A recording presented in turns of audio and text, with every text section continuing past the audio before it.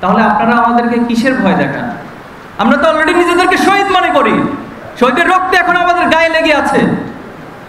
এজন্য আমি সবার কাছে দায়িত্বশীল, যারা দায়িত্বশীলতার জায়গায় রয়েছে, এই শহীদের রক্তগুলোকে, শহীদের চাওয়া পাওয়াকে ফিল করে আপনারা দেশকে পরিচালনা করেন। ছাত্র জনতা আমরা সকলে আপনাদেরকে সহযোগিতা করব, কিন্তু এর ভিন্ন কোনো চিন্তা করলে আমরা আপনাদেরকে ক্ষমা করব না। এই প্রজন্মের ফ্যাসিস্ট হাসিনার যে পরিণতি ঘটিয়েছে, আপনাদেরও ঠিক একই পরিণতি ঘটাবে ইনশাআল্লাহ। আমি শহীদ পরিবারের কাছে ক্ষমা চাচ্ছি। আপনাদের জন্য আমাদের অনেক কিছু করার রয়েছে। আবার পাশাপাশি আশাবাদ এবং স্বপ্ন প্রত্যাশা ব্যক্ত করছি যে আমরা বেঁচে থাকতে শহীদের যে চাওয়া পাওয়া, শহীদের যে স্পিরিট, ইনশাআল্লাহ সেটা বাংলার জমিন অবশ্যই প্রতিষ্ঠিত হবে।